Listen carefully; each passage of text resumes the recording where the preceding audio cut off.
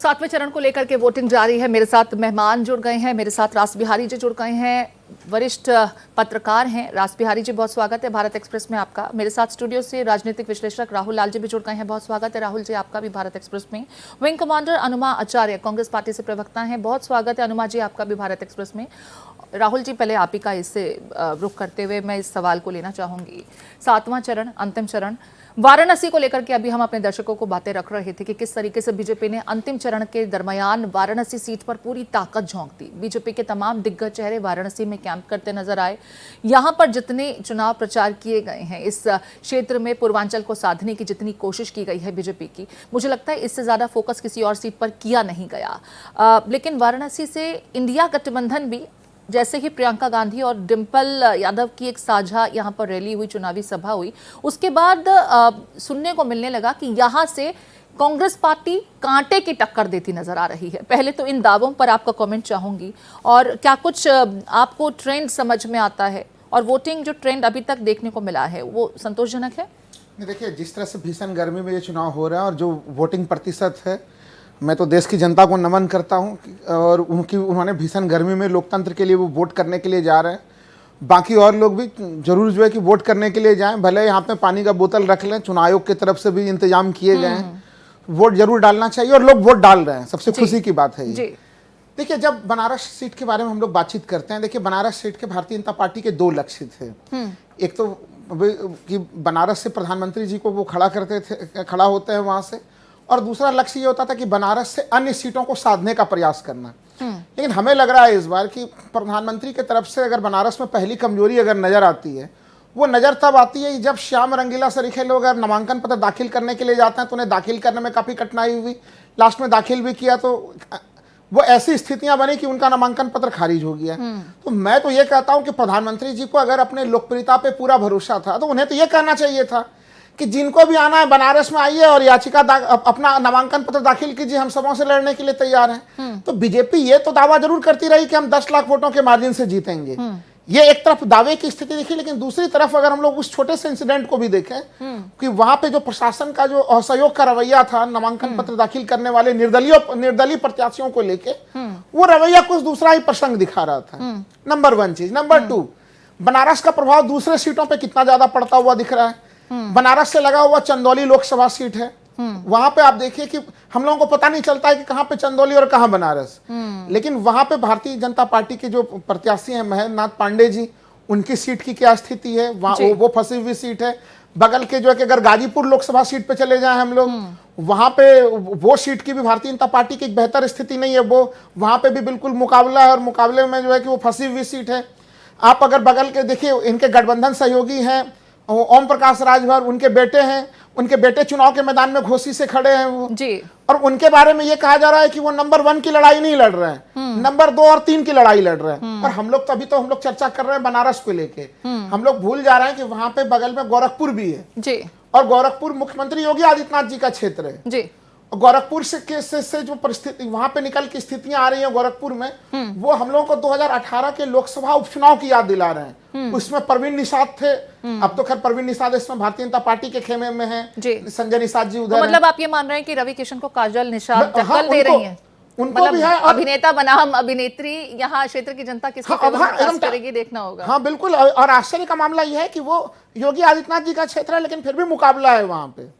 ठीक है, इसको लेकर के मैं एक प्रतिक्रिया रास बिहारी जी से ले लेती हूँ, इसके बाद राजनीतिक मेहमानों के पास में जाऊंगी। रास बिहारी जी, जिस तरीके से राहुल जी का असेसमेंट है कि बनारस प्रधानमंत्री नरेंद्र मोदी के चेहरे के साथ में बीजेपी यहाँ पर हॉट सीट से जिस तरीके से है, ये यहाँ पर बीजेपी उतनी कॉन्फिडेंट दिखाई नहीं दी, तभी जिस तरीके से कुछ घटनाओं का जिक्र भी राहुल जी ने किया, आप भी इसको इसी तरीके से देखते हैं, या सिर्फ ये सोशल मीडिया के लिए चर्चाओं के लिहाज से तो ठीक है, लेकिन टक्कर तो खैर कहीं हो भी नहीं सकती, मुकाबला बहुत दूर दूर तक समझ नहीं आता, आप इसे इस तरीके से समझते हैं?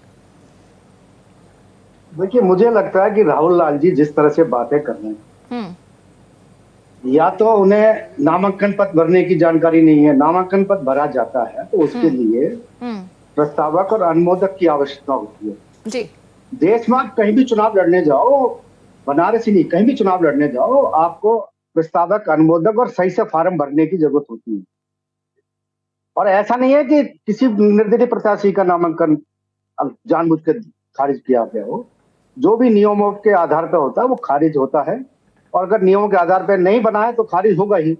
और ये सिर्फ किसी वाराणसी, पूरे देश में कहीं भी जाएंगे तो ऐसे ही होता है। बहुत बड़ी संख्या में नहीं, लेकिन जिस घटना का इन्होंने जिक्र किया वो सोशल मीडिया पर उस दरमियान दूसरी सबसे बड़ी बात बटोर है, रहा था। दूसरी सबसे बड़ी बात है जिस तरह से कह रहे हैं कि सीटें फंस गई हैं, सीटें फंस गई हैं, नरेंद्र मोदी का आत्मविश्वास कम है। बनारस में मैं कई दिनों रहा, पूरा बनारस हर हर महादेव और मोदी दो ही नाम वहां गूंज रहे हैं। या तो हर घर में हर हर महादेव का नारा लगता है या मोदी का नारा लगता है। रासबिहारी जी, यहाँ प्रियंका और डिंपल ने साझा रैली की, उस दरमियान जो 4 किलोमीटर का उनका रोड शो रहा था और बड़ी संख्या में यहाँ जनसैलाब उस रोड शो के दरमियान भी उमड़ा। प्रियंका एक कमेंट करती नजर आई थी कि ये किराए की भीड़ नहीं है, और उसके बाद अजय राय की जो बॉडी लैंग्वेज है और जो उनके तमाम कमेंट्स थे उसमें एक तेवर बदलता नजर आया। वो जीत का दावा करने लगे। हालांकि इससे पहले तक कांग्रेस पार्टी की तरफ से कभी नहीं कहा गया कि बनारस सीट हम जीत रहे हैं, क्योंकि उसी एक सीट को लेकर के वो कहते हैं कि हम चुनाव में यहां कांटे की टक्कर देख रहे हैं। लेकिन जिस तरीके से सुर और तेवर बदले बनारस को लेकर के, इस पर मैं कमेंट आपका चाहती थी। मुझे लगता है बनारस में अगर कांग्रेस प्रत्याशी थी या गठबंधन के प्रत्याशी जी, उनकी जमानत बच जाए तो बहुत बड़ी बात। ठीक है, यासिर जिलानी जी का रुख कर लेते हैं, बीजेपी से हमारे साथ हैं यासिर जी। यहाँ पर राहुल जी ने कमेंट किया और ये कहा कि कॉन्फिडेंस की कमी बीजेपी में नजर आई वाराणसी सीट को लेकर के। आखिर इस तरीके की सोशल मीडिया पर अगर चर्चाएं होती भी हैं तो कहा यह जाता है कि कहीं आग लगी होगी, धुआं तभी होगा। जिस घटना का जिक्र इन्होंने किया उस पर आपको कमेंट चाहूंगी, और किस तरीके से जो 13 सीटें जिन पर आज वोटिंग हो रही है, कितनी सीटें आपके खाते में जाएंगी, क्योंकि 2019 में 11 सीटों पर बीजेपी कब्जा करके बड़ी जीत हासिल कर पाई थी इन 13 सीटों में। प्रीति जी, राहुल जी अच्छे समीक्षक हैं, मेरे मित्र भी हैं, लेकिन जिस तरीके से राहुल जी जैसे समीक्षक और कांग्रेस पार्टी और विपक्ष के तमाम जो प्रवक्ता टीवी पे आते हैं, वो व्हाट्सएप यूनिवर्सिटी और कुछ चंद यूट्यूबर्स, राठी जैसे यूट्यूबर्स और एक दो और हैं, उनके बातों में उलझ के रह गए। अपना टैलेंट ये खो दिया इन लोगों ने। वो देख लेते हैं सुबह में व्हाट्सएप पे, उनके वीडियो को देख लेते हैं, उसी आधार पे समीक्षा करने बैठ जाते हैं। बहुत हैरानी होती है, ये लोग बड़े टैलेंटेड लोग रहे, इन्होंने अपनी बात बहुत अलग तरीके से रखी है, लेकिन मजबूरी है, क्योंकि उन्हें लगता है कि इस वक्त जो वो यूट्यूबर्स कह रहे हैं उसी आधार पे अगर अपनी समीक्षा को रख दिया जाए तो शायद बहुत बड़ा बदलाव दिख रहा है, वोटर्स निकल के वोट दे रहे हैं। आपको मैं बता दूं, 13 सीट उत्तर प्रदेश में जहां चुनाव हो रहे हैं, 13 की 13 भारतीय जनता पार्टी पूर्ण और संपूर्ण बहुमत के साथ जीत रही है। पिछली बार से भी ज्यादा वोट पड़ेगा। जिन जिन सीटों पे इन्होंने बात करी, चंदौली की बात करी, गए नहीं वहां पे, ये गाजीपुर की बात करी, गए नहीं वहां पे, घोसी पे बात करी, गए नहीं वहां पे, गोरखपुर पे बात करी, गए नहीं वहां पे। वहां जो पिछली बार 7 लाख वोट मिले थे किशन को, यासिर जी, राहुल जी कह रहे हैं कि वो खुद गए हैं उन जगहों पर। चंदौली, गाजीपुर, घोसी घूम के आ रहा हूं मैं। वो ग्राउंड रिपोर्ट मैंने दिया, किसी यूट्यूबर के यूट्यूब को देख के नहीं बोला है यासिर जी। टैलेंटेड आदमी को कुछ यूट्यूबर्स के बताए हुए जो वो ट्रोल करने के लिए अपनी वीडियो और अपनी ख्याति प्राप्त करने के लिए वीडियो बना रहे, उसमें नहीं फंसना चाहिए। सच्चाई बताइए आप, चंदौली में कहीं कोई महेंद्र नाथ के सामने कैंडिडेट दिख रहा है? यासिर जी, अच्छा गाजीपुर सीट को लेकर के चर्चा कर लेते हैं। यासिर जी, एक सवाल पूछ रही हूँ, यासिर जी सवाल पूछ रहे हैं, सवाल सुन लीजिए। गाजीपुर सीट को लेकर के आपका क्या असेसमेंट है? अफजाल अंसारी यहाँ पर है। गाजीपुर में सपा हार रही। यासिर जी, खाली एक लाइन में बोल रहा हूं, देखिए आपका टिकट का चुनाव भी सही नहीं था यासिर जी। वहां पे आपने वहां पे पारसनाथ राय को चुना। खाली एक लाइन में मैं बोल दूं। भाई साहब, आप अभी खुद कह रहे थे कि इतनी भीषण गर्मी पे, इतनी जबरदस्त गर्मी है, जो उसके बाद भी जनता का उत्साह देखिए, उत्तर प्रदेश में वोट परसेंटेज देखिए, शाम 5 बजे तक रिकॉर्ड टूटेगा। ये उत्साह क्यों दिख रहा है? ये उत्साह प्रधानमंत्री के किए हुए कामों को अपना प्रधानमंत्री ने कर्तव्य मान के क्रियान्वित जमीन पे किया है, उस आधार पे जनता उनको फिर तीसरी बार चुनने जा रही है। चलिए ठीक है, आपका दावा कि 13 की 13 सीटें हम आज जो चुनाव हो रहे हैं उसमें जीतने जा रहे हैं। मैं अनुमा जी का रुख कर लेती हूं। अनुमा जी, मुझे लगता है अब आपकी आवाज करेक्ट हो गई होगी यहाँ पर। जिस तरीके से यासिर जी दावा कर रहे हैं 13 की 13 सीटें, यहाँ पर इन 13 ही सीटों को लेकर के कांग्रेस पार्टी इंडी गठबंधन ने भी अपना पूरा दमखम लगाया और हालिया दिनों में यहाँ पर जबरदस्त तरीके से चुनाव प्रचार देखने को मिला। आप लोगों का क्या दावा है इन सीटों को लेकर के? और शुरुआत में बनारस से चाहूंगी। देखिए, बनारस में प्रधानमंत्री नरेंद्र मोदी का जो पहले जादू था, अभी आपको आवाज आ रही है मेरी? अभी भी वही प्रॉब्लम है? नहीं, बिल्कुल ठीक आ रही है आपकी आवाज जी। तो अब जो उनका तथाकथित जादू था वो खत्म हुआ है और उसका एक आपने सभी ने देखा है कि श्याम रंगीला का जो उनको फॉर्म ही भरने नहीं दिया गया, किस तरह से उनके साथ साजिशें की गई। प्रधानमंत्री ने ले दे के कुछ मतलब 33 फॉर्म्स तो वहां रिजेक्ट ही हुए। तो ये प्रधानमंत्री नरेंद्र मोदी का डर दिखाता है।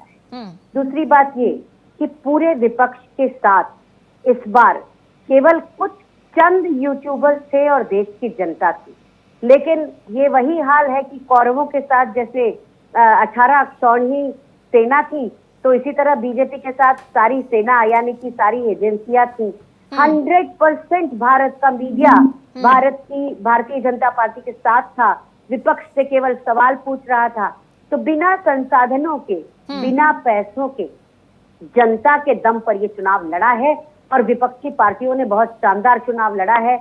यासिर जिलानी जी जिस तरह खींच रहे हैं, गाजीपुर का सवाल पूछते ही थे, उनका जिस तरह से माहौल उन्होंने खराब करने की कोशिश की। अभी आपके साथ यही सवाल मैं अनुमा जी ऐड ऑन कर रही हूँ इसमें। एक दर्शक ने ये एक्स पर हमें ये सवाल भेजा है कि अनुमा जी यहाँ पर श्याम रंगीला को जिक्र कर रही है, राहुल लाल जी भी श्याम रंगीला का जिक्र कर रहे थे उनके प्रकरण का, अजय राय का नाम नहीं ले रहे आप लोग। अजय राय श्याम रंगीला से भी कमजोर कैंडिडेट हैं, क्या आप लोग इसको इस तरीके से देखते हैं? इनसे सवाल पूछिए। अरे वाह, मतलब अगर हम अपनी इस बात के सीक्वेंस से बात करें तो उसमें श्याम रंगीला को आप इस तरह से महिमा मंडित करेंगे? नहीं, ये एक दर्शक का सवाल है जो ये पूछ रहा है कि कांग्रेस पार्टी अजय राय की, जब उनका नामांकन स्वीकार किया गया तो क्या अजय राय को श्याम रंगीला से कमजोर कैंडिडेट समझ रहे हैं? श्याम रंगीला के जिक्र को करके बार बार कांग्रेस पार्टी क्या जताने की कोशिश कर रहे हैं? एक चौथा स्तंभ था जो सरकार से सवाल पूछा करता था, अब वो भी विपक्ष से सवाल पूछता है। उसके पैदा किए हुए दर्शक भी वही काम कर रहे हैं क्योंकि उनको तकलीफ हो रही है। इतना उत्साहहीन चुनाव रहा, सब जानते हैं, लोग निकले ही नहीं, लोगों की सारी उम्मीदें खत्म थी। और अजय राय जी ने जिस तरह से अपने आप को सामने रखा है, आप देखिए ना, उनका कोई भी बयान देखिए, उनका प्रचार देखिए, डिम्पल यादव और प्रियंका गांधी जी जो उनके लिए रोड शो किया था उसमें लोगों की भीड़ देखिए। तो जनसंवाद और जन संदेश जो है, जनादेश है, वो बहुत साफ है कि वो नरेंद्र मोदी जी को खारिज कर चुका है। लेकिन नरेंद्र मोदी जी के पास पूरी एजेंसियां हैं, चाहे वो इलेक्शन कमीशन ऑफ इंडिया की सबसे पहले शुरुआत कर ले।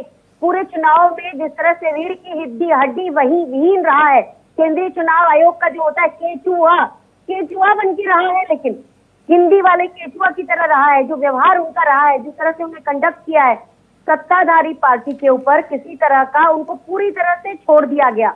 लेकिन विपक्ष के ऊपर अगर पहला भी उनको देना पड़ा कोई नोटिस, तो उसमें सत्ताधारी पार्टी को देना पड़ा तो विपक्ष को जबरदस्ती दे दिया। ठीक है, तो दोनों खेमों से तो देखिए दलीलें यही दी जा रही हैं कि हमारा खेमा मजबूत है और जो हमारे ओपोनेंट है बीजेपी कांग्रेस पार्टी को कमजोर पार्टी मान रही है, समाजवादी पार्टी को लेकर कमजोर पार्टी मान रही है। ये बात अलग है कि बीजेपी के भी तमाम प्रचार के दरमियान दो शहजादे, खासकर प्रधानमंत्री नरेंद्र मोदी के संबोधन के दरमियान हम यूपी में दो शहजादों का जिक्र सुनते रहे। अब किसी को अगर आप इतना फोकस करते हुए अटेंशन दे रहे हैं तो क्या ये डर है या जो इंटरनल आपकी रिपोर्ट्स हैं वो उस पार्टी के हक में जाती दिखाई दे रही हैं, उनके फेवर में हवा बहती नजर आ रही है, इस वजह से है? इसको लेकर समझेंगे। मेरे साथ रास बिहारी जी भी लगातार बने हुए हैं। रास बिहारी जी, 13 सीटें में से पिछली बार 2019 की बात करें तो 11 सीटें बीजेपी के खाते में गई थी और बाकी 2 सीटें बसपा के खाते में। कांग्रेस और समाजवादी पार्टी का यहां पर खाता तक नहीं खुला था। हालांकि उस दरमियान यहां पर बसपा और समाजवादी पार्टी मिलकर के चुनाव लड़ रहे थे, लेकिन अगर कैंडिडेट्स के लिहाज से देखें तो बीएसपी के खाते में दोनों सीटें गई थी। इस बार आपका आंकलन क्या कहता है? किस सीट पर कौन सी पार्टी ज्यादा मजबूती के साथ खड़ी है और किसके दावों में ज्यादा वजन नजर आता है? देखिए, अगर आप चुनावी माहौल के और जो चुनावी समीकरण के उनके हिसाब से देखें तो एनडीए गठबंधन बहुत मजबूत स्थिति में दिखाई देता है और ऐसा लग रहा है कि जैसे पूरा भगवा लहर वहां पर चल रही है। और इसकी एक बड़ी वजह भी है कि पिछले 10 सालों में जिस तरह से पूर्वांचल बदला है, विकास की बिहार आई है, वहां पर बड़ी बड़ी सड़कें बनी है, हाई एक्सप्रेस वे निकले हैं, हाईवे हाईवे बने हैं और नई नई ट्रेनें शुरू हुई हैं। और लोगों को जो पहले पिछड़ा इलाका माना जाता था, जहां पर उद्योग बिल्कुल ना के आज भी कम है, लेकिन लगातार लोगों के पास में आय के साधन बढ़े हैं, खेती में भी आय बढ़ी है और सरकार की जो योजना है उनके हिसाब से उनको स्वास्थ्य की सुविधाएं बड़ी तेजी से बढ़ी हैं, चाहे वाराणसी हो चाहे गोरखपुर हो। तो वहां पर लोग प्रधानमंत्री मोदी को समर्थन देते नजर आ रहे हैं और दे भी रहे हैं। यासिर जी, बिहार का जिक्र करेंगे और आज आपके कुछ दिग्गज चेहरे कांग्रेस के और इंडी गठबंधन के कुछ बड़े चेहरों के साथ अपनी किस्मत उनकी ईवीएम में कैद हो जाएगी। आपकी खास करके 2 सीटों का मैं जिक्र करना चाहूंगी, पटना और पाटलिपुत्र। इसको लेकर क्या कुछ असेसमेंट है?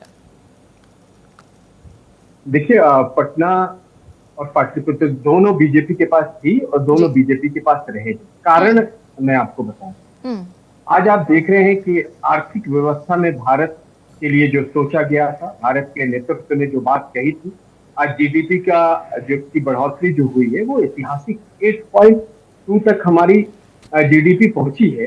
तो आप नेतृत्व को इसलिए बार बार लाना पड़ता है कि आपकी दृढ़ इच्छा शक्ति का नेतृत्व अगर कहता है कि हम ये करके दिखाएंगे, बड़े बड़े अर्थशास्त्री उसके इस पूरे जीडीपी के ऊपर हम लोगों ने बहुत सारी बहस करी और लोगों ने कैसी कैसी बातें कही है, लेकिन आज भारत बढ़ रहा है, भारत आगे निकल रहा है।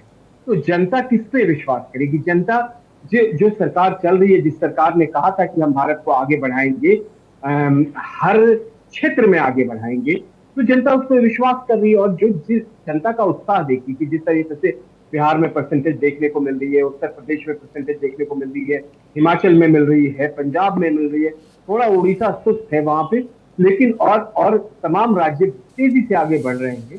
तो ये दर्शाता है कि जनता विश्वास कर रही है। और आज तक देखिए, और इंडी गठबंधन की आप बात कर रहे हैं, आज इंडी गठबंधन की शायद आज या कल कोई मीटिंग होने वाली है जिसमें इनके खुद के लोग इनके ऊपर विश्वास नहीं कर रहे। ममता बनर्जी ने साफ मना कर दिया है, उन्होंने 2 एक्सक्यूज दे दिए, एक उन्होंने तूफान का एक्सक्यूज दिया और दूसरा उन्होंने चुनाव को लेकर कहा। तो आप एक दूसरे पे विश्वास नहीं है। यासिर जी, बड़ा दिल दिखाइए ना, वो तो वैलिड रीजंस हैं, कम से कम उन रीजंस को तो कंसीडर करना चाहिए। आपने तो सीधे कह दिया कि यहाँ पर भरोसा नहीं है। खैर ठीक है, उस पर भी हम जाएंगे, चर्चा में उस बात का भी जिक्र करेंगे।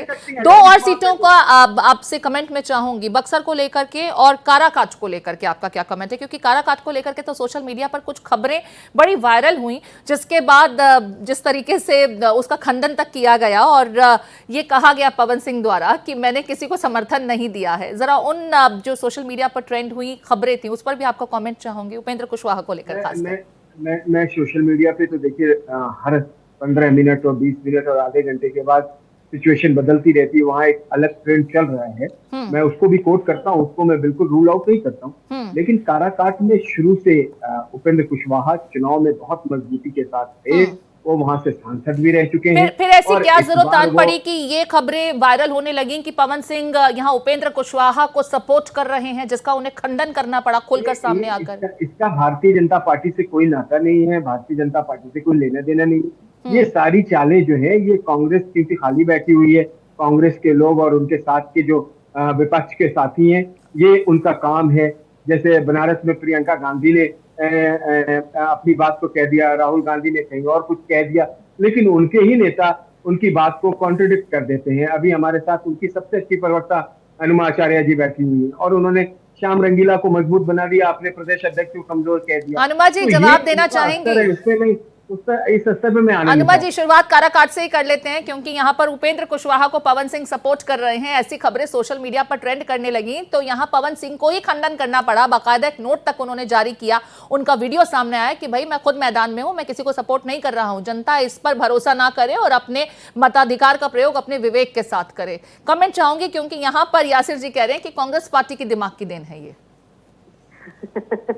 देखिए, वो शुरू से ही खींच रहे हैं, हम सब देख रहे हैं। यासिर जी एक बहुत शालीन हैं, जो कि बीजेपी में नहीं मिलते ऐसे प्रवक्ता, लेकिन शालीन प्रवक्ता हैं। और मैं तो जहानाबाद की भी बात करूंगी, बक्सर की भी बात करूंगी, काराकाट की भी बात करूंगी, इन तीनों जगहों में इंडिया गठबंधन, और आपसे आपत्ति भी करूंगी कि आप थोड़े ही ना भारतीय जनता पार्टी की हैं, आप क्यों इंडी गठबंधन कहती हैं? इंडिया कहिए, फख्र से कहिए इंडिया, अच्छी बात लगती है, ऐसा नहीं लगता कि कोई हम गोदी मीडिया में बैठे हैं।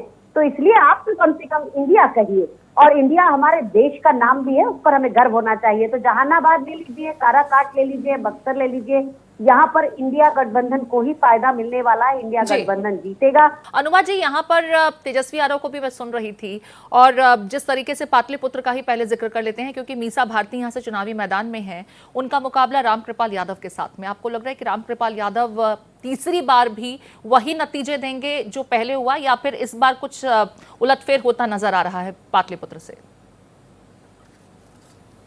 बिहार में बहुत कुछ था नहीं, आप जानते हैं, एक सीट थी ले देकर। इस बार के नतीजे बिल्कुल चौंकाने वाले होंगे, और मीसा भारती अच्छी टक्कर दे रही है, तो लोगों का भी मोह भंग हुआ है। आप ये मत सोचिए कि केवल जो एक तरह का नैरेटिव चलाया जाता है, या जो नैरेटिव बीजेपी के प्रवक्ता चलाने की कोशिश करते हैं, जो दूसरे यहाँ उनके मोदी जी के भक्त बैठे हैं वो चलाने की कोशिश करते हैं, वही चलेगा। यहाँ जनादेश चलेगा, और कई जगहों पर, जैसे मैंने कहा कि हम इलेक्शन कमीशन की नाइंसाफियों को, उनका एक तरह से पक्षपातपूर्ण रवैये को बीट करते हुए जिस तरह की चुनौती इंडिया गठबंधन ने दी है, उसको देखते हुए भी आप देखिए मीसा भारती बढ़िया टक्कर दे रही हैं पटना साहिब में। और जो मैंने 3 सीटों की बात की, जो भी हमें मिलेगा वो हमारा गेन होगा और बीजेपी का लॉस होगा। राहुल जी का जरा कमेंट ले लेते हैं हिमाचल को लेकर कि उनका असेसमेंट क्या कहता है, क्योंकि यहाँ पर सुखविंदर सिंह सुक्खू की भी किस्मत दांव पर है, क्योंकि 6 उपचुनाव भी हो रहे हैं बागी विधायकों के चक्कर में। राहुल जी, हिमाचल को लेकर के आपका असेसमेंट क्या कहता है?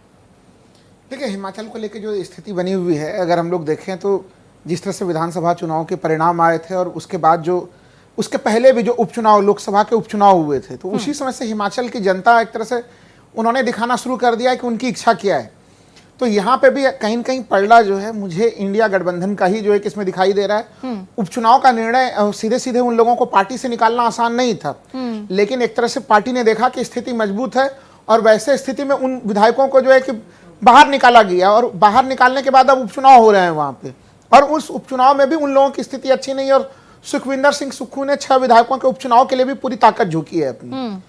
और एक चीज जो अभी हम लोग चर्चा कर रहे थे कि जो पूरे चुनाव का मामला था, क्योंकि फर्स्ट खंड में हम लोग बात कर रहे थे, मैं गाजीपुर के लेके वो चर्चा उस समय अधूरी छूट गई थी, क्योंकि वो पूरा जो सेक्शन है, इन्होंने गाजीपुर में जिस समय एक तरह से घोषणा जब पारसनाथ राय की हुई अफजाल अंसारी के विरोध में, देखिए उसी समय से कहा जाने लगा कि भारतीय जनता पार्टी ने एक कैंडिडेट सही नहीं चुना वहां पे।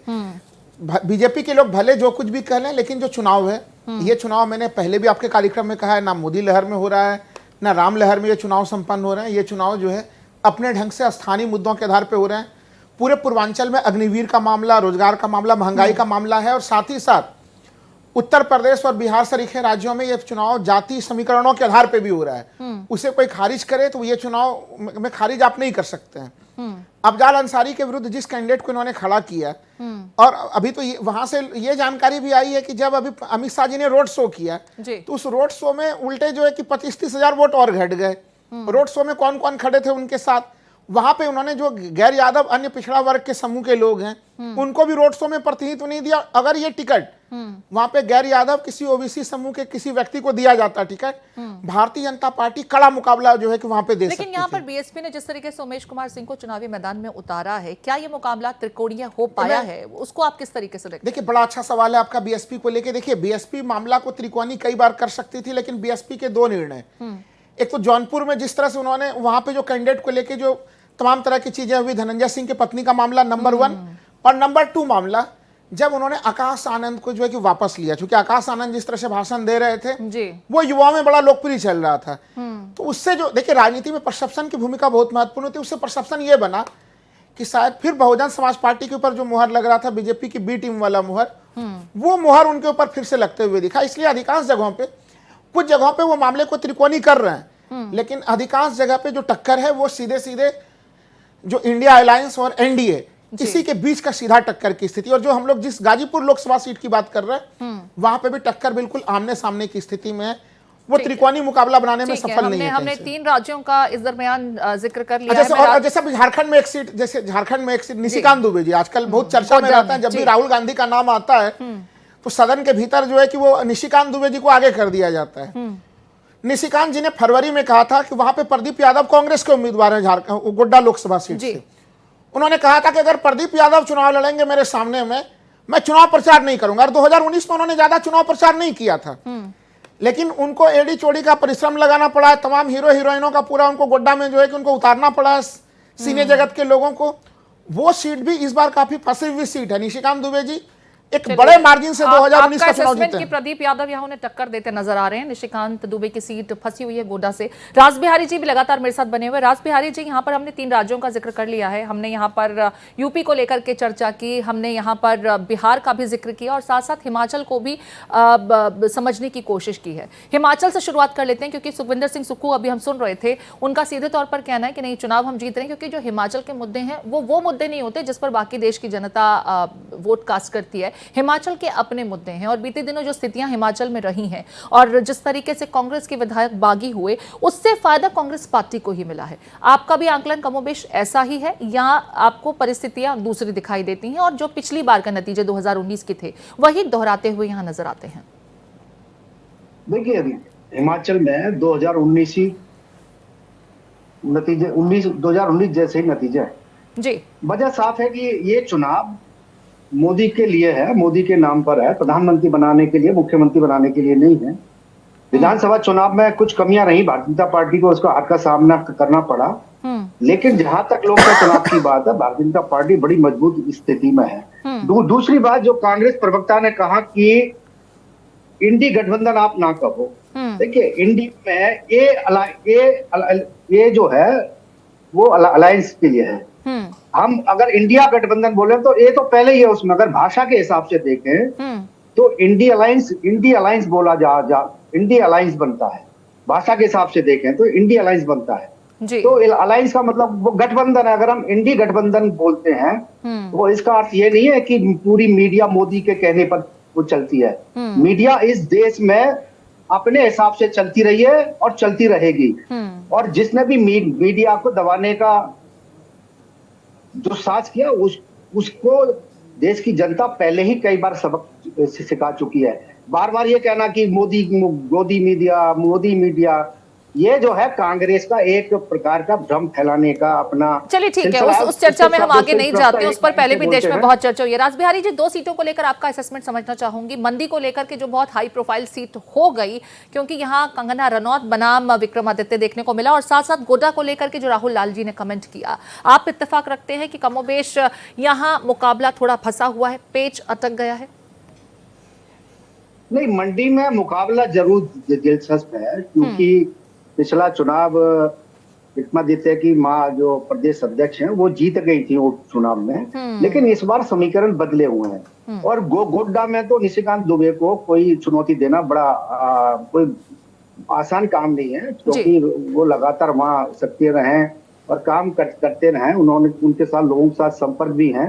मुझे लगता है गोड्डा में तो कोई चुनौती नहीं है। हाँ, ये जरूर है कि राज परिवार के आने के बाद मंडी में चुनाव बड़ा दिलचस्प हो गया है। यासिर जी, यहाँ पर चुनावों के दरमियान गर्मी एक विषय, वोटिंग परसेंटेज जो है वो इससे प्रभावित होता नजर आया। इस बीच विपक्षी खेमे से फॉर्म 17C को लेकर के भी कई आशंकाएं जाहिर की गई और बाकायदा बूथवार डेटा जो है उसे सार्वजनिक किए जाने की मांग की गई थी। हालांकि सुप्रीम कोर्ट ने उस पर कोई कमेंट नहीं किया, लेकिन उस खेमे से आशंकाएं जाहिर की जाती रही। इस पर आपका कमेंट क्या है? देखिए, ये तो शुरू दिन से जब से चुनाव की शुरुआत हुई है, इनकी शंकाएं, इनकी आशंकाएं, इनका इलेक्शन कमीशन को लेके किस तरह की लैंग्वेज का इस्तेमाल करना, सारी भारत की प्रीमियम एजेंसी को लेकर कांग्रेस की प्रवक्ता जिस तरह की बात कर रही है, उन्हें खुद थोड़ा सा याद आना चाहिए कि सीबीआई को पिंजड़े का तोता किसने कहा था और किस तरीके से दुरुपयोग किया जाता था यूपीए की सरकार में, ये लोगों ने देखा है। लेकिन मैं आपको एक चीज और इसमें जोड़ दूं कि राहुल लाल जी अभी बात कह रहे थे, वो गाजीपुर को लेके और एक सीट पे लेके यादव जातीय समीकरण पे बड़ी उनकी अच्छी पकड़ है और उस पर वो चर्चा कर जी। मैं उनसे पूछना चाहता हूँ कि पटना साहिब और पाटलिपुत्र और छपरा, ये 3 सीट ऐसी है जहां पे यादव बहुल, जिन 2 सीटों पे तो यादव परिवार की 2 लड़कियां चुनाव लड़ी, 2 बेटियां लड़ी, एक पे रोहिणी आचार्य लड़ रही है, दूसरे पे मीसा भारती लड़ रही। राहुल लाल जी वहां पे हालत खराब है, छपरा आप चुनाव बुरी तरीके से हार रहे हैं, पटना साहिब में कहीं दूर दूर तक कुछ दिख नहीं रहा है। तो जातीय समीकरण के जो का खेल कांग्रेस खेलने की कोशिश कर रही थी, वो भी कहीं ना कहीं इसका तिलिस्म टूट रहा है। आज लोग हर जाति के, हर समुदाय के, हर पंथ के कांग्रेस का और विपक्ष का साथ छोड़ के खुद उनका, जिनको बिहार में तो MY समीकरण अपने आप में एक बहुत बड़ा समीकरण माना जाता है, आज वो सुन लिया करिए। आप जब खाली लाइन कह रहा हूं, आपने 2018 में आपने देखा कि परवीन निषाद वाला फॉर्मूला सफल हो गया विपक्ष का, आपने अपने खेमे में ले लिया। राहुल लाल जी, आप, मैं जब अपनी बात रख लूं उसके बाद आप उसका काउंटर अटैक कर दीजिए, मैं कुछ बोलूं तो बोलिए, लेकिन आपको मैं बता दूं कि जरा उससे भी आप पॉजिटिवली चर्चा करिए। आप एक ही पक्ष के लिए लगातार समीक्षा करने लगते हैं। माना कि आपका प्यार, आपका प्रेम कांग्रेस पार्टी से है, लेकिन कम से कम आप एक्चुअल समीक्षा तो करिए। छपरा में बताइए क्या हुआ, क्या यादव समुदाय के लोग भारतीय जनता पार्टी को वोट नहीं करा, उन्होंने अभी जो वोट पड़ रहा है मीसा भारती के सीट पे, जिसमें सामने उन्हीं के सेम समुदाय के पिछले 3 बार के सांसद है, क्या उनको वोट ज्यादा से ज्यादा तादाद में नहीं पड़ रहा है? तो ये जो आप जाति, पंथ और धर्म की तुष्टीकरण की राजनीति वाली यासिर जी, आपका सवाल समझ लिया, राहुल जी से इसका जवाब ले लेते हैं। यासिर जी देखिए, अब मैं आपको एक उदाहरण शुरू करता हूं। केंद्रीय मंत्रिमंडल का कैबिनेट का विस्तार हुआ और पहली बार स्वतंत्र भारत में मंत्रिमंडल के सदस्यों का नाम बताया गया उत्तर प्रदेश के चुनाव के पहले, कि कौन किस किस जाति के जो है कि हैं उत्तर प्रदेश में, किसका किसका प्रतिनिधित्व हो रहा है। तो जातियों का समीकरण स्थापित करने में भारतीय जनता पार्टी पीछे है और बीजेपी जो है कि वो कहीं पे भी नहीं है। इसलिए मैंने उदाहरण दिया कि आपको 2018 का उपचुनाव देख लीजिए गोरखपुर का, उसमें परवीन निषादों की संख्या, बड़ी संख्या है वहां पे गोरखपुर में।